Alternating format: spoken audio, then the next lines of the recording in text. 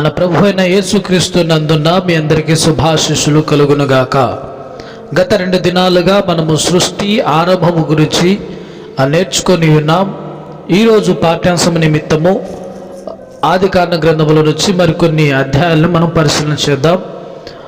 పూర్తిగా వీటిని వివరించే ప్రయత్నం చేస్తాను. దయచేసి మాటను ఎక్కడ స్కిప్ చేయకుండా వినాలని కోరుకుంటూ ఉన్నాను.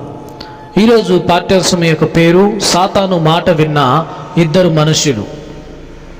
మరలా చెప్తున్నాను, సాతాను మాట విన్న 2 మనుష్యులు. 3-4 అధ్యాయాల్లో అపవాది మాట విన్న 2 మనుషులను గూర్చి మనం చదువుతాం. వారు ఎవరో కాదు, ఆదాము కయ్యను. వారిద్దరూ సాతాను యొక్క తంత్రములలో పడిపోయిన విధానము నుండి మనము కొన్ని పాఠాలను నేర్చుకోవచ్చు. దేవుడు ఆదామును ఏదెన్లోనికి పంపినప్పుడు అతడేమి చేస్తున్నాడో చూడటానికి అతనితో పాటు ఒక దూతను పంపలేదు. ఎందుకంటే మనలను ఎవరు చూడనప్పుడు దేవుడు మన హృదయమును వైఖరిని గమనించగలడు.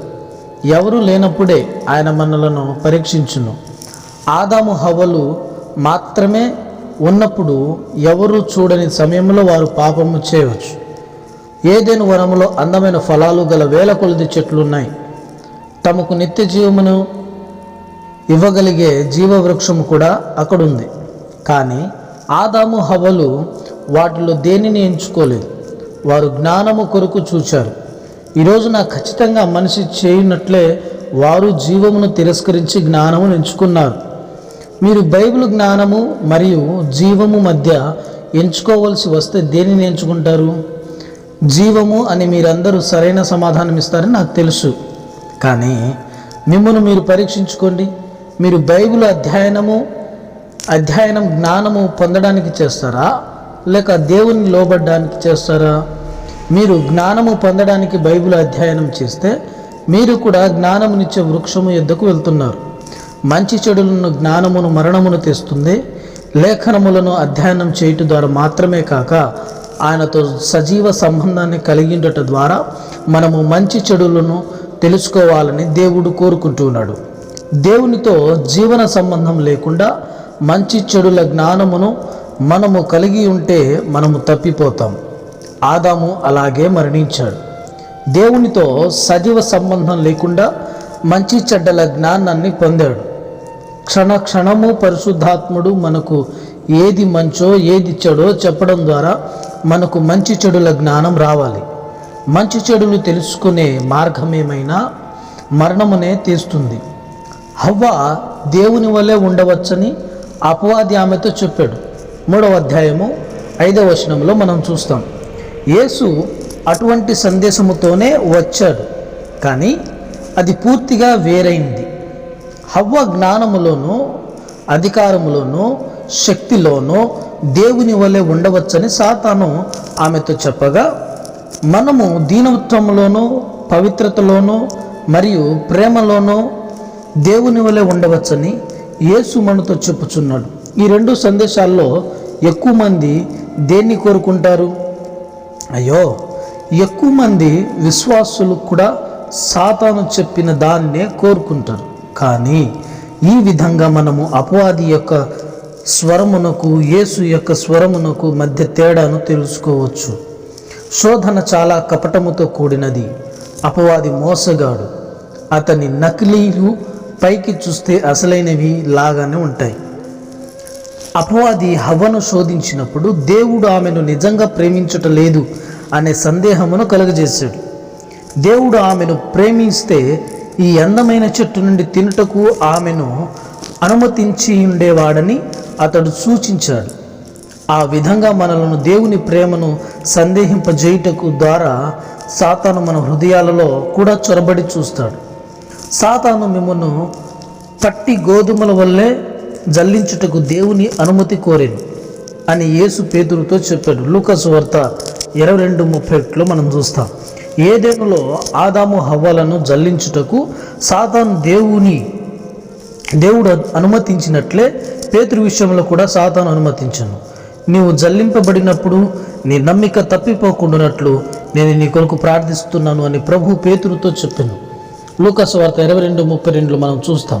పేతురు పడిపోకూడదని యేసు ప్రార్థించలేదు, కానీ పడిపోయినప్పటికీ దేవుడు అతన్ని ప్రేమిస్తున్నాడని అతడు నమ్మాలని ప్రార్థించాడు. అదే విశ్వాసం.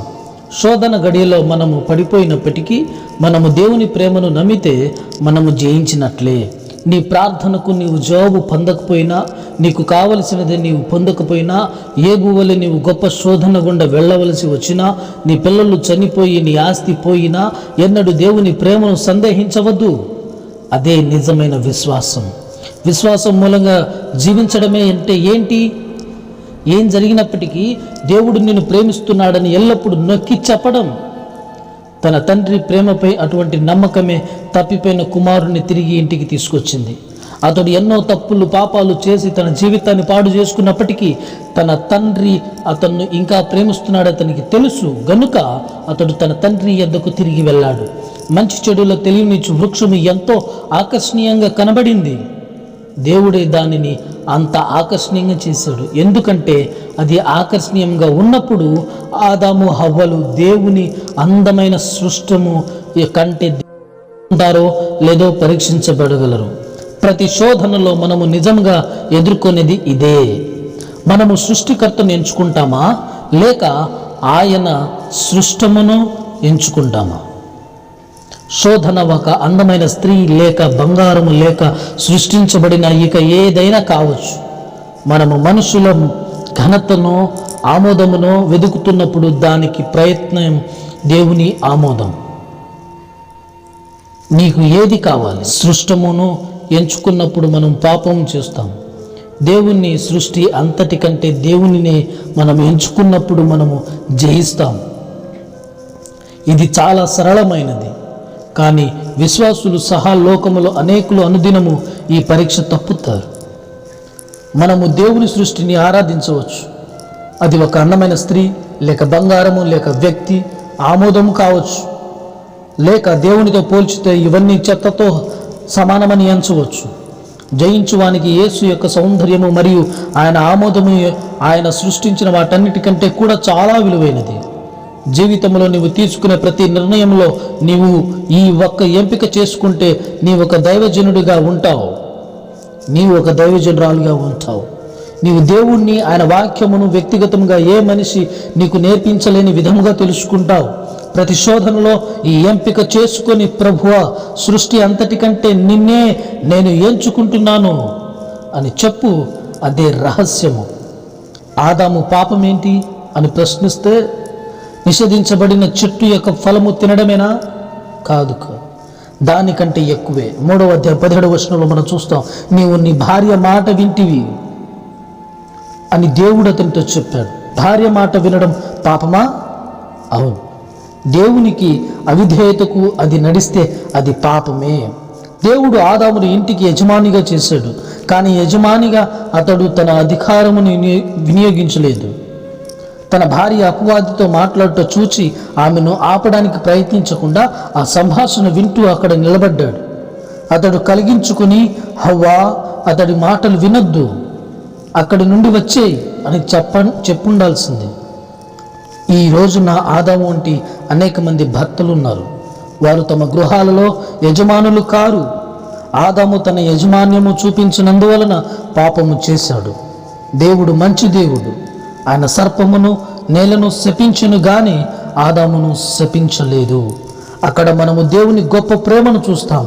ఆదాము హవ్వల శరీరాలను కప్పుటకు దేవుడు ఒక జంతువును చంపాడు. అదే భూమి మీద మొదటి మరణం. ఆదాము పాపముకు బలిగా ఒక అమాయకమైన జంతువు చంపబడి ఆ జంతువు యొక్క చర్మము ఆదాము హవ్వల దిగంబరత్వాన్ని కప్పుటకు వస్త్రములుగా చేయబడింది. 3వ అధ్యాయం 1వ వచనంలో మనం చూస్తాం, ఒకరోజున దేవుడు తన నీతిని మనకు ధరింపజేయుటకు కలవరి శిలువ పైన తన కుమారుని మరణాన్ని అనుమతించడానికి ఇది ప్రతీకగా ఉన్నది. ఆదాము పాపము చేయకముందు జీవవృక్షమును కాచుటకు ఖడ్గజ్వాలలు లేకుండెను. ఆదాము దాని ఎద్దుకు వెళ్ళి దాని ఫలమును తిని నిత్య జీవము పొంది ఉండవచ్చు. కానీ అతడు పాపము చేసిన తర్వాత దేవుడు దాని కాచుటకు ఖడ్గజ్వాలమును పెట్టెను. ఈ రోజున నీవు ఆ చెట్టులో పాలు పొందాలంటే నీ శరీరము పైన ఖడ్గము పడుటకు నీవు అనుమతించాలి. మన పాపముల నిమిత్తము మన శిక్ష పొందనక్కర్లేదు. ఎందుకంటే ఆ ఖడ్గము కలువరిగిరిలో యేసు పైన పడెను. కానీ ఆ ఖడ్గము ఈ రోజున మన శరీరేచ్ఛల పైన పడాలి. పౌలు చెప్పినట్లు, నేను క్రీస్తుతో కూడా సిలువేయబడి ఉన్నాను మరియు నేను జీవించుచున్నాను. గలతీయులకు రాసిన పత్రిక 2:20 మనం చూస్తాం. మనము శిలువ పైన క్రీస్తుతో ఐక్యపరచబడితే ఆ ఖడ్గము మన శరీరేచ్ఛల పైన పడును. అప్పుడు నిత్య జీవంలో మనము పాలు పొందవచ్చు. జీవమునకు ఇక వేరే మార్గము లేదు. ఈ రోజున కూడా ఈ ఖడ్గము ఈ వృక్షమును కాచుచున్నదనే విషయాన్ని గ్రహించాలి. తన పాపమునకు శిక్షగా దేవుడు ఆదాముతో పలికిన కొన్ని మాటలు గమనించండి. శాపము, వేదన, ముళ్ళు, చెమట, మన్ను, మరణము. 3వ అధ్యాయం 16-19 మనం చూస్తాం. శిలువ పైన యేసు యొక్క శ్రమల్లో మరియు మరణములోని ఈ మాటలన్నీ కనబడతాయి. ఏదెనులో ఆదాముపై మోపబడిన శిక్ష నుండి మనము పూర్తిగా విడుదల పొందినట్లు యేసు వీటన్నిటిని తనపై వేసుకున్నాడు. దేవునితో ఆదాము సహవాసము పోగొట్టుకున్న వెంటనే తన భార్య తనకున్న సహవాసమును పోగొట్టుకున్నట్లు మనం చూస్తాం. అతడు ఆమెపై నేరం మోపుట ప్రారంభించడంలో మనము దేవునికి రుజువును చూస్తాం. నీవు ఇతరులపైన నేరం మోపడం ప్రారంభిస్తే దేవునితో నీ సహవాసాన్ని పోగొట్టుకున్నావని అది నిరూపిస్తుంది. నీవు దేవునితో సహవాసం కలిగి ఉంటే ఇతరులపై నేరం మోపవు. నిన్ను నీవు తీర్పు తీర్చుకో. సహోదరులపైన నేరం మోపునది సాతానుదే.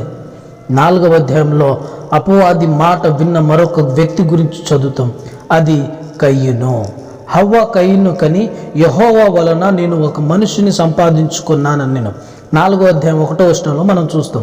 ఆ సమయంలో ఒక మానవ జన్మ ఒక అద్భుతం వంటిది. ఎందుకంటే లోకంలో ఒక జీవాత్మ పుట్టిన మొదటి వ్యక్తి కయ్యను. హవ్వ ఏమన్నదంటే, దేవుడు ఒక మనిషిని చేస్తే నేను కూడా ఒక మనిషిని చేశాను. నా శరీరము నుండి నేను ఒక మనిషిని సృష్టించాను. అక్కడ గర్వము ప్రత్యక్షమగుట మనం చూడవచ్చు. నేను చేశాను, నేను సృష్టించాను.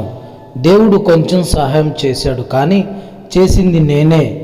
ఆమె కుమారుడైన కయ్యను ఆ తప్పుడు ఆత్మ వైఖరితో పెరిగి పెద్దవాడయ్యాడు. కయ్యను, హేబేలు తమ అర్పణలు దేవునికి అర్పించడానికి వచ్చారు. మీరు 4వ అధ్యాయం 4వ వచనం జాగ్రత్తగా చదివితే, కొందరు అనుకున్నట్లు దేవుడు హేబేలు అర్పణను లక్ష్య పెట్టాడు కాబట్టి హేబేలును లక్ష్య పెట్టాడు అని చెప్పబడలేదని మీరు చూస్తారు. అలా కాదు. యెహోవా మొదట హేబేలును, ఆ తర్వాత అతని అర్పణను లక్ష్య పెట్టాడు అని చెప్పబడింది. అదేవిధంగా దేవుడు కయ్యను యొక్క అర్పణను తిరస్కరించెను కాబట్టి కయ్యను తిరస్కరించలేదు. అలా కాదు. ఆయన మొదట కయ్యను తిరస్కరించెను కాబట్టి అతన్ని అర్పణను కూడా తిరస్కరించెను. ఒక బలి ఎంత మంచిదైనప్పటికీ భక్తిహీనులు అర్పించు బలులు హేయములు అని బైబిల్ చెప్తుంది. సామెతల గ్రంథం 21వ అధ్యాయం 27వ వచనంలో మనం చూస్తాం ఈ విషయాలు. కయ్యను భక్తిహీనుడైన కారణము చేత దేవుడు అతన్ని అర్పణను తిరస్కరించెను. కయ్యను కోపగించుకున్నప్పుడు అతడు ప్రమాదంలో ఉన్నాడని హెచ్చరించుటకు దేవుడు వచ్చెను. ఏదెన్లో దేవుడు ఆదామును వెదుగుతూ వచ్చెను. ఇప్పుడు కయ్యను వెదుగుతూ వచ్చెను. పడిపోయిన మనిషి కొరకు వెదుకుతూ వచ్చేది ఎప్పుడు దేవుడే. ప్రభువైన యేసు కూడా లోకములోనికి పడిపోయిన మనిషిని వెదుకు వచ్చెను. మనము దిగజారి లేక దారి తప్పిపోయిన ప్రతిసారి దేవుడే మన కొరకు వెదుకుతూ వస్తున్నాడు. అది మనకు గొప్ప ప్రోత్సాహకరమైన విషయం అని చెప్పాలి. దేవుడు వచ్చి కయ్యను హెచ్చరించాను, కానీ కయ్యను ఆ హెచ్చరికను లెక్క చేయలేదు. తన హృదయము నద్ద పొంచి ఉన్న పాపము లోపలికి వచ్చి తనను నాశనము చేయడానికి అతడు దాన్ని అనుమతించాడు.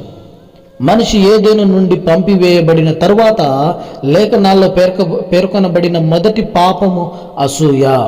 దేవుని చేత ఎక్కువగా ఆశీర్వదించబడిన ఒక యవన సహోదరుని బట్టి అసూయ. దేవుని చేత నీకంటే ఎక్కువగా దీవించబడి అభిషేకించబడిన నీకంటే చిన్నవాడైన ఒక సహోదరుని నీవు చూచినప్పుడు అతని కంటే అసూయ పడకుండా జాగ్రత్త పడు. లేని ఎడల నీవు కయ్యను మార్గములు వెళ్ళిపోతావు. దేవుడు ఇప్పుడు కయ్యనుతో ఏమంటున్నాడో తెలుసా? గమనించండి. నీవు శపించబడిన వాడవు. 4వ అధ్యాయం 11వ వచనంలో మనం చూస్తే దేవుడు కయ్యనును ఎందుకు శపించాడు? ఆదామును ఎందుకు శపించలేదు? ఆదాము విషయంలో దేవుడు నేలనే శపించాడు, ఆదామును శపించలేదు. ఆదామును ఎందుకు శపించలేదంటే కారణం ఆదాము పాపము చేసినప్పుడు తనను తాను మాత్రమే గాయపరుచుకున్నాడు. కానీ కయీను పాపము చేసినప్పుడు వేరొకరికి కూడా హాని చేశాడు. నీవు పొగ తాగడం లేక మద్యాన్ని సేవించడం వంటి పాపాలను చేసినప్పుడు నీ శరీరాన్ని నాశనం చేసుకుంటున్నావు, కానీ నిన్ను మాత్రమే హాని చేసుకుంటావు. కానీ నీవు కొండెములు చెప్పినప్పుడు నీవు వేరొకరికి హాని చేస్తావు. గనుక ఈ పాపం ఎక్కువ తీవ్రమైంది. పొగ త్రాగడం కంటే కొండెములు చెప్పడం దారుణమైనదని ఎంతమంది క్రైస్తవులు నమ్ముతారు? ఇతరులకు హాని చేసే పాపములు నిన్ను మాత్రమే హాని చేసే పాపముల కంటే దేవుని దృష్టిలో ఎక్కువ తీవ్రమైనవని, అందుకనే కయీను శపించబడెను. గనుక నీవు మరొక వ్యక్తికి హాని చేసినప్పుడు దాన్ని తీవ్రంగా తీసుకో. ఇది ఒక హెచ్చరికనే చెప్పాలి. నీ తమ్ముని రక్తము యొక్క స్వరము నేలలో నుండి నాకు మొరపెట్టుచున్నది అని దేవుడు కయీనుతో చెప్తున్నాడు. 4వ అధ్యాయం 10వ వచనంలో మనం చూస్తాం. నీవు కొండములు చెప్పడం ద్వారా ఎవరి పేరునైతే పాడు చేశావో అతని రక్తము దేవునికి మొరపెట్టుచున్నది. నీవు నీ పాపము దేవుని దగ్గర ఒప్పుకొని నిన్ను క్షమించమని ఆయనను అడిగే వరకు, మరియు నీ పాపమును ఆ వ్యక్తి యొద్ద కూడా ఒప్పుకొని నిన్ను క్షమించమని అతనిని అడిగే వరకు అతని రక్తము మొరపెట్టు మానదు. లేని ఎడల తీర్పు దినము వరకు నీ పాపము దేవునికి మొరపెడుతూనే ఉంటుంది. కయీను శిక్షించబడినప్పుడు నా దోష శిక్ష భరింపలేనంతగా గొప్పది అన్నాడు. ఇది నరకమునకు వెళ్ళే వారు మాట్లాడి తీరు. నా పాపము చాలా గొప్పది అని వారనరు, నా శిక్ష చాలా గొప్పది అని మాత్రమే వారందరు. నీవు నీ పాపమును బట్టి ఎక్కువ కలరు పడతావా, లేక దాని శిక్షను బట్టి ఎక్కువ కలరు పడతావా? ఆ ప్రశ్నకు సమాధానం ద్వారా నీవు భక్తిపరుడివో లేక భక్తిహీనుడివో తెలుసుకోవచ్చు. భక్తిహీనుడు తాను పొందబో శిక్ష గురించి చింతిస్తాడు. ఒక భక్తిపరుడైతే తన పాపమును బట్టి ఎంతో పశ్చాత్తాపడతాడు. కయీను యెహోవా సన్నిధి నుండి దూరంగా వెళ్ళిపోయాడు, మరియు అతని పిల్లలు అతని వల్లనే మారిపోయారు. వాళ్ళలో ఒకడు ఒక నరహంతకుడిగా మారిను. వాళ్ళు పలు భార్యలను పెళ్లి చేసుకున్నారు. తమను తాము ఆహ్లాదపరచుకోవడానికి సంగీత వాయిద్యములు చేసుకొని అక్కడ మనము రాక్ సంగీతం మరియు వినోద ప్రపంచం యొక్క ఆరంభాన్ని చూస్తాం. తండ్రులను ప్రభువునకు దూరమైతే పిల్లలకు ఇదే జరుగుతుందనే విషయాన్ని వారు నిలవెత్తు నిదర్శనంగా కనబడతారు. మనకి 4వ అధ్యాయం 16వ వచనం నుంచి 24వ వచనాలు చూస్తే వీరి యొక్క జీవిత చరిత్ర అక్కడ కనబడుతుంది. కయీను మరియు హేబెల్లో మనము 2 ప్రవాహాల యొక్క ఆరంభాన్ని చూస్తాం. ఒకటి మతానుసారమైన ప్రవాహము, మరొకటి ఆత్మానుసారమైన ప్రవాహము. మొదట్లో మనం చెప్పుకున్నాం కదా, ఆత్మానుసారమైన ప్రవాహం ఒకటి ఉంది, మతానుసారమైన ప్రవాహం ఒకటి ఉందని ఆరంభము ఎపిసోడ్లో. అలాగనే ఇక్కడ వారిని బట్టి నేను ఇక్కడ చూస్తాను. కయీను ఏమో మతానుసారమైన ప్రవాహంలో ఉన్నాడు, ఆత్మానుసారమైన ప్రవాహంలో హేబెలు ఉన్నాడు. కయీను నాస్తికుడు కాదు, అతడు ఎంతో మతానుసారుడైన వ్యక్తి. నకిలీ మతాలతో కూడి ఉన్న బబులోను వ్యవస్థకు అతడు ముందుగా నడిచినవాడు. హేబెలు భక్తిపరులందరికీ ముందుగా నడిచినవాడుగా ఉన్నాడు. కాబట్టి యేసు హేబెలును నీతిమంతునిగా ఏర్పరచుకున్నాడు. మత్తయి సువార్త 23:35లో మనం చూస్తున్నాం. కయీను మతానుసారుడు అయితే హేబెలు ఆత్మానుసారుడు. మరి ఈ రోజున నీవు ఆత్మానుసారుడుగా ఉన్నావా, లేక మతానుసారుడిగా ఉన్నావా? ఈ రోజున నీవు దేవుని కుమారుడుగా కుమార్తెగా ఉన్నావా, లేక లోకానుసారమైన ఆహ్లాదకరమైనటువంటి వైభోగాల వైపు చూసే కుమారుడు కుమార్తెగా ఉన్నావా? నిన్ను నువ్వు పరీక్షించుకో. దేవుని పట్ల, దైవ వాక్యం పట్ల జ్ఞానాన్ని పెంపొందించుకొని నీ పాపమునకు ప్రాయశ్చితంగా ప్రభు చెంత నీ మోకాలని వంచినట్లయితే దేవుడు తప్పక నిన్ను దాటి వెళ్ళక నిన్ను దీవించి, నిన్ను కరుణించి, నిన్ను బలపరిచి ఉన్నతమైన స్థానానికి, శిఖరాలకి నిన్ను ఎక్కించి నిన్ను గొప్ప చేస్తాడు. ఆమేన్.